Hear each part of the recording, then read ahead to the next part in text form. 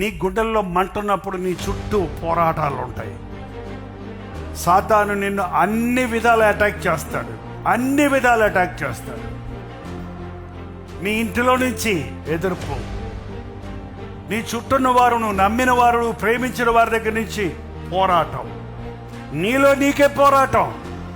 నీ శరీరంలో అనారోగ్యం, నీ ఆర్థికమైన విషయాల్లో లోట్లు, పోరాటాలు, నీ కుటుంబ సమస్యలు అన్నీ పోరాడుతున్నాయి. ఎందుకంటే వాళ్ళేదో పాపం చేశారు అందుకే అని అనుకుంటారు సాధారణంగా.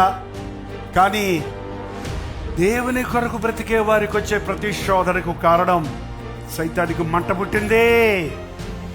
నీ ప్రార్థన వాడు తట్టుకోలేకపోతున్నాడు, నీ భక్తిని వాడు చూడలేకపోతున్నాడు, నీ యథార్థతను వాడు చూసి ఊరుకోలేకపోతున్నాడు. ప్రారంభ దశలోనే ఇది సాతాను పని, ఇది అపవాది తంత్రం అని ఎరిగినప్పుడు నువ్వు ఎవరివైనా సరే యేసు నామములో విశ్వాసంతో ప్రార్థిస్తే అద్భుతం చూస్తావు. నీకు వచ్చే సమస్యలు చూసుకొని అయ్యో సమస్యలు వచ్చాయే అయ్యో అని ఏడుస్తూ కూర్చోవద్దు. స్వీయ పరితాపంతో ప్రార్థన చేయొద్దు. యేసు నామములో పో, నీకోసం బతుకుతుంటే నాకు ఎందుకు అడగబెడతావు? గద్దించాడు ఉంది బైబిల్లో యేసయ్య. అప్పుడప్పుడు జాడించు, గద్దించు, అపవాదిని ఎదిరించు.